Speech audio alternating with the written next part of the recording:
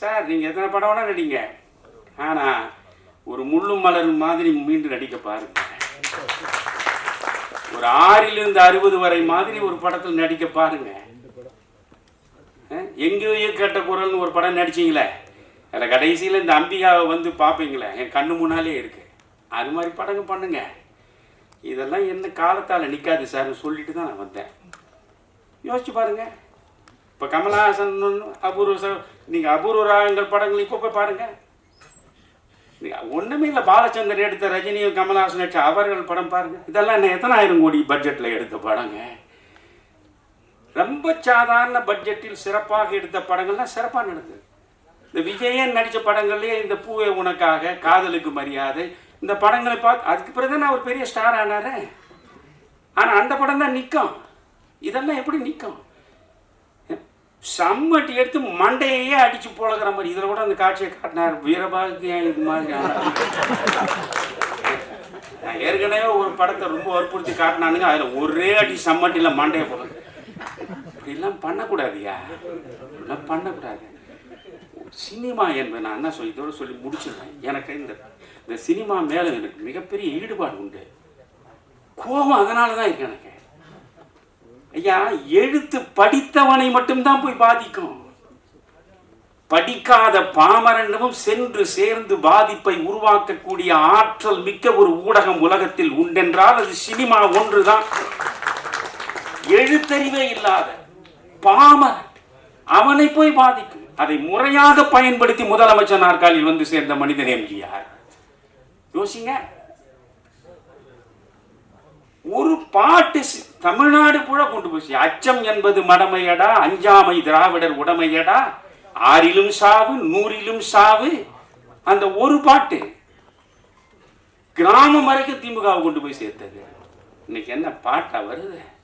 முக்கலும் மொனகலும், நீ லவ்வரியா நான் லவ்வரனான்னு ஒரு பாட்டு பாடுறோம். என்னதான் எழுதுறீங்க கேட்டா, கண்ணதாசன் எழுதும்போது ஒரு பாட்டுக்கு அதிகபட்சம் வாங்கியது 5000 ரூபாய் தான். இப்போ எந்த கிறுக்கலுக்கும் ₹1,00,000 மேலே தான் பாட்டு எழுது. என்ன பண்றீங்க? உங்களுக்கு சமூக பொறுப்பே கிடையாதா?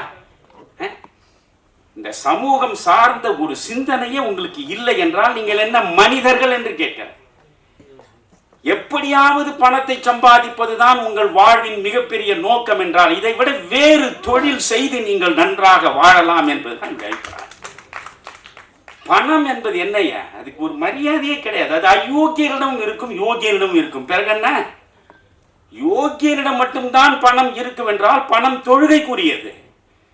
ஆனால் அந்த பணம் எல்லா அயோக்கியர்கள் கையிலும் இருக்கும் என்ற போது அதற்கு என்ன மரியாதை என்கிறேன்? ஒரு கட்டம் வரைக்கு தானே பணம். உன்னுடைய அடிப்படை தேவைகளை நிறைவு செய்கிற வரையில் தான் அது பணம். உன் தேவைகளை நிறைவேற்றிவிட்ட பிறகு அது வெற்று காகிதம். அந்த காகிதத்தை என்ன செய்யணும்? நீங்க நான் எனக்கு வீடு வேணும் கிடைச்சிருச்சு, கார் வேணும் கிடைச்சிருச்சு, என்னென்ன வசதி வேணும் எல்லாம் கிடைச்சிருச்சு, அது வரைக்கும் அது பணம்.